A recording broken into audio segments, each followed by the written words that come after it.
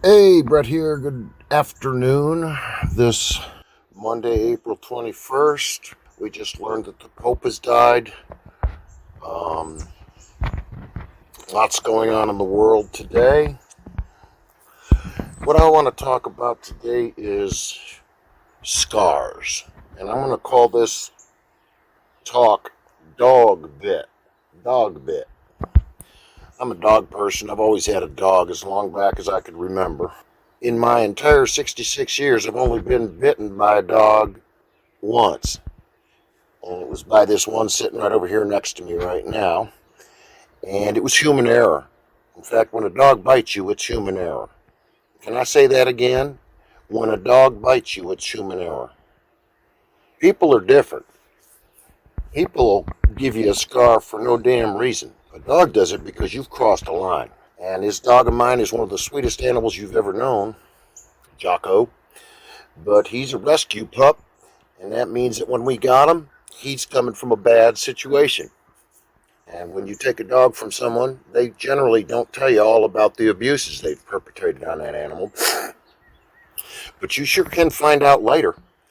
And this dog here has got a thing about human behavior where if you read him right, you'll never get bit. But if you're impatient or in a big hurry for him to do something that he isn't into doing, particularly if you grab a hold of him and maybe try to get a hold of his collar or pinch some of his hair while you're doing it, you're very likely going to see some teeth show up. And I don't blame him. He's an animal. If somebody grabs me like that, chances are they're going to get some pushback. So I guess it was probably 2 years ago, and I'm a guitar player. I believe we had company, and we were worried about him skipping out the front door as youngins, kept coming and going through the house. We were afraid he was going to get out and take off into the neighborhood. So I was going to put him on a runner in the backyard. Well, he didn't want to go out on a runner right then, but I pushed it, and I ended up getting bit right through the knuckle of my thumb where it connects to my hand, right through the joint. That's a terrible place for a guitarist to get bit, on the thumb of that fretting hand that you're used to wrapping around the back of the guitar neck and giving it a real good stretch to grab that low E string, the bass note. And at this point, I guess I've learned my lesson because I haven't gotten bit since, but I have the memory, probably for the rest of my life. I've prayed on this. I think God's going to let me have a thorn for the rest of my life. And it's going to be something that I'm reminded of every single time I pick up a guitar, if I'm not careful. And I can still see the scar there. It's about ½ an inch long. He went right in there with one of those sharp biting teeth. He went right down into the cartilage that day. And it took me a good week and a half to get anywhere near him to put him on a chain after that, because I was afraid it was going to happen again. And lo and behold, about a month after that or two, my wife ended up getting bit. My brother-in-law's been bit. My kids have been bit. One of my daughter's boyfriends got bit. And every single time it was human error. He's not a biter. He's not out to bite people.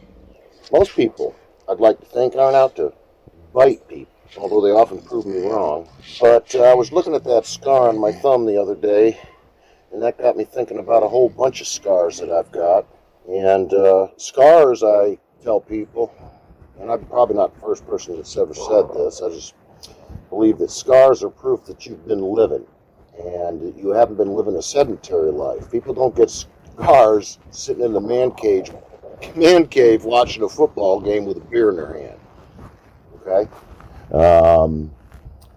You literally have to be active to get a scar. And, just sitting here in this chair this morning, I can see a place on my knee where I fell on smooth concrete next to an above ground pool and went knee first right into the sharp corner, bottom corner of a door, an aluminum door, right into that knee when I was 7 years old. Bled like a pig. I've got a scar under my chin where I took a hockey stick somebody took a slap shot, and I was too close, and their stick continued right up under my chin. And my God, when I went home, my mother very nearly passed out. I was so covered with blood. And, my dad fixed it up. And I got a scar there that I open up every now and again when I'm shaving. But there it is. My right hand has got some scars on it. I've broken both wrists. Once I slipped on the ice letting a dog out in the wintertime, and another time it was during a volleyball game. I was wearing a new pair of sneakers, and they decided to, well, I don't know why that thing stopped recording all of a sudden, but I'm going to pick up where I think I was leaving off. And what I was saying was I've broken both wrists, and of course I was moving when it happened. When I was 18 years old, I was helping a buddy of mine in Victor, New York, outside of Rochester, clear a bunch of debris out of an empty lot, and ended up cutting off my right forefinger on a piece of broken porcelain. It's actually a broken toilet that I was tossing up into a dump truck. I thought I had a good grip on it. I didn't, and my finger went right along a broken edge of that porcelain, and I think they had to put 13 stitches in there to put that thing back together. And I walked around for a better part of a year with this U-shaped metal thing around that finger and some bandages around it, just with the hopes that it would stay on. And it does. And I'm still finger picking, and that's wonderful. But the finger has a bit of a spin to it because all the ligaments and stuff got cut. And so when they put it back together, it wasn't as straight as it used to be. But that's okay. Still works. Still works fine. And I can see on my hand where I've got injuries from when I was drilling sheet metal one time, and the drill bit got a hold of that piece of sheet metal and started spinning it. It took the tip of a finger right plumb off. That was in metal shop class in 7th grade when I was about 11 or 12 years old. And the most recent scar that I've got, I'm not bragging. I'm just saying I've been active and stuff happens. Happened on January 29th after I had a terrible day, emotionally speaking. I had a very, very traumatic and unsettling day visiting my mother in the nursing home. She's really off in a place where she's no longer communicative, and only tiny flashes of, knowing what's going on ever happens with my mom. She was born in 1930, so she's very old. She's up in her 90s now. And she's had a lot of falls, and both hips have gone, one of them twice. Poor thing. It grieves me so much to see the way that for-profit healthcare keeps people alive when they have truly nothing left to live for.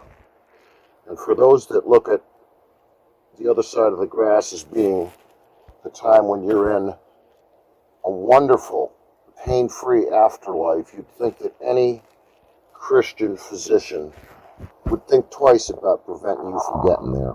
If it's really, really the end of your rope. I've told my wife, don't you dare put me on life support. Ever. Particularly if my brain's mostly turned off. I'm not having that. But I went down to visit my mother. I'm not going to get into the details of adjacent stress that happens with other people in the family related to my mother, except to say that when I went down to visit her in January, oh my God, when I left, she tried to leap out of her wheelchair and was hollering that she wanted to go home with me all of a sudden, after having been pretty much silent the whole time I'd been there. And it just broke my heart to see how miserable she is. It's a situation where I hope they've got her doped up enough that she's not even aware of it. And when I came home that day, I was just sick. I was sick in my heart. I was sick with grief for the situation that she's been put into. And that night, I woke up to go to the bathroom at about, 1 or 2 in the morning. I opened the bedroom door, stepped into the hall, And the next thing I remember, I'm laying on the floor in a pool of blood with a massive gash in my forehead, a couple of broken ribs, and a knee that was bleeding profusely from a terrible abrasion that I got when I fell. I wish I could attach a good drinking story to this thing, but I don't drink in a way that I go to bed drunk. When I drink, I have a 2 beer max limit on any given day. That is my way of moderating the preceding 50 years of my life, where I went to bed hammered almost every single night of the week. And so, can't blame it on the bottle that night. But I know that day I was not in my right head after I left visiting Ma. And so, my wife cleaned me up. She was a champ. She was super nurse, and she's not a nurse. And she got me all cleaned up. She asked me if I wanted to go to the emergency room, and I was speaking clearly. Of course, my head hurt and where I was bleeding and stuff like that, but she got me all bandaged up, and she said, well, in the morning, if you need to, let's get you right to a clinic and have them take a look. And the next morning, we went to a local clinic, spoke with a really excellent doctor. She examined the situation, and she said, well, we can stitch this shut, but I have to know whether or not you fractured your skull before I do any suturing. So I'm going to send you across the street to the hospital, to the emergency room, for a real quick head scan so they can tell me whether or not you've got a fracture, because there's different ways to suture if you do or don't. Well, I ended up in that hospital for about 6 hours after the scan. I was sitting around waiting for the results of the scan, and it was after 9 p.m., and I had gone to the receptionist a couple of times asking if the scan results had come back, and was told, no, not yet, we'll let you know. And at that point, I made a decision that I was not going to spend that night in a hospital waiting room. And I told the gal, and plus, it was clearly far too late to suture that wound shut 6-7 hours later. They never looked at the wound at the hospital. They just stuck my head into the CAT scan, did a neck, did a head, and said, go out in the waiting room. And ultimately, the reason I was sent to the hospital to determine how to suture this wound shut, the wound never got sutured shut. And so I have this lovely long scar on my forehead right now that people spot. Can't miss it. And just the other day, we were watching something, and they showed a clip from that Passion of the Christ movie, the scourging and stuff. And I got thinking about that crown of thorns that we see on his head, and how they shove that right on down. Now, around my property, we've got a few growing things that give thorns. All right? We've got a number of different kinds of roses here. And there's this one particular climbing vine that puts off some thorns. And there's also a tree out front that puts out these 1 to 1.5 inch long woody thorns that can really get you. And after seeing that clip from the movie, I thought about this scar on my forehead and realized that this unbelievably nasty laceration that I got, the Lord would have had 10 or 20 of these all around his scalp when they shoved that horrible crown of thorns down on him. Unbelievable. If you've ever stepped on one of those pointy chestnuts with a bare foot, you kind of know just how bad it can be to have multiple pointy things going to you at once. Anyone that's ever been attacked by a bunch of yellow jackets, as I have, knows what that's like too. But I got thinking about that scar in that context and realized that it was nothing. The injury was nothing. I lived through it. I carry a reminder of it.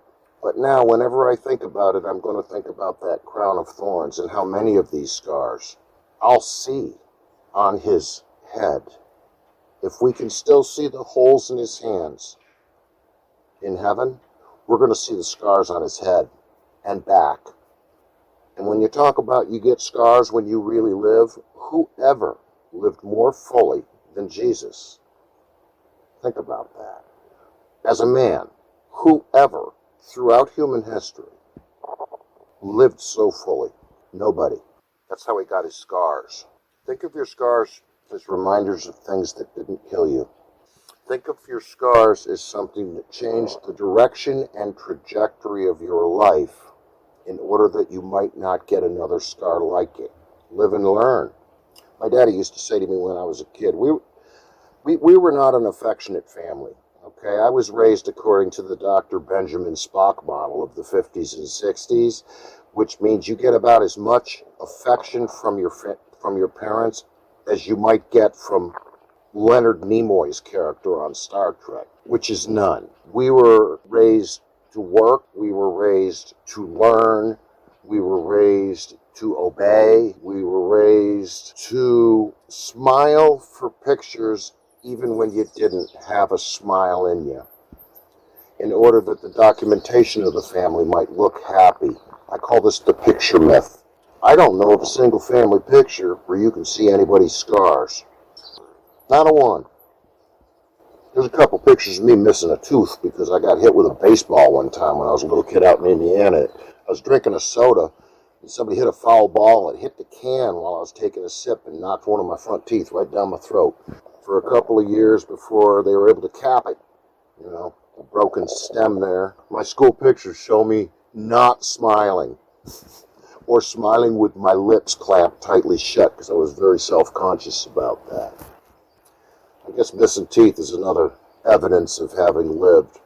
I get to go to the grave with less teeth than most people because I enjoyed chewing tobacco for so many years. The whole time I was in the Navy, I had a can of Skoal in my pocket and a pack of cigarettes in my other pocket. Man, I kept chewing that doggone Skoal for 25, maybe 30 years. It cost me 6 teeth, eventually. And now I understand why some old people have a hard time chewing.